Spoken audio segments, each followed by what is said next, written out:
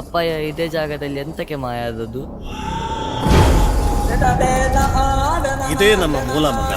ನಮ್ಮ ಹಿರಿಯರೆಲ್ಲ ಇದ್ದದ್ದು ಇಲ್ಲೇ. ಅದೊಂದು ದೊಡ್ಡ ದಂತಕತೆ.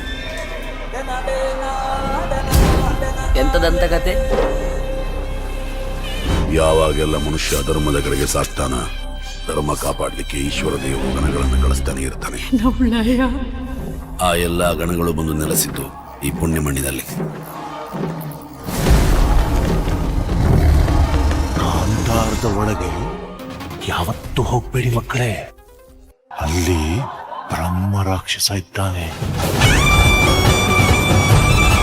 ಪೊಟ್ಟು ಕಾಡಲಿ ಎಂತ ಮಣ್ಣು ಸಹ ಇಲ್ಲವ, ಎಲ್ಲ ಬರೀ ಕತೆ. ಕಾಂತಾರದವರು ನಮ್ಮ ಬಂಗಾರಿನಲ್ಲಿ ವ್ಯಾಪಾರ ಕೆಳದಿದ್ದಾರೆ. ಕುಲಕ್ಕೆ ಅಂಟಿದ ಕಳಂಕವನ್ನು ಕಾಂತಾರದವರ ರಕ್ತದಿಂದ ತೊಳಿತೇನೆ. ಅರಸ ಯಾವಾನು ಬೆಂಕಿನ ಕಟ್ಟಿ ಹಾಕದು, ಬೆಂಕಿಯ ಹುಟ್ಟಿದ್ದು ಎಲ್ಲ ಸಂಕಲೆ. ಯಾವಾಗ ಕಾಂತಾರ ಮುತ್ತ ಬಂದದು,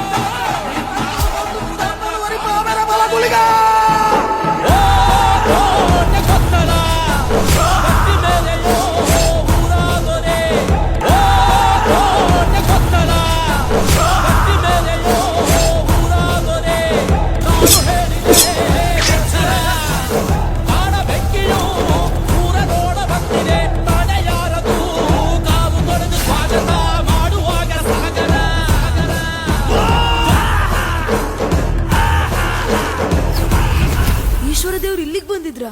ಇಲ್ಲಿಗೆ ಬಂದದ್ ಮಾತ್ರ ಅಲ್ಲ, ಇಲ್ಲೇ ನೆಲೆಸಿದ್ರು. ಈಗ ಸಹ ಇದ್ದಾರಾ?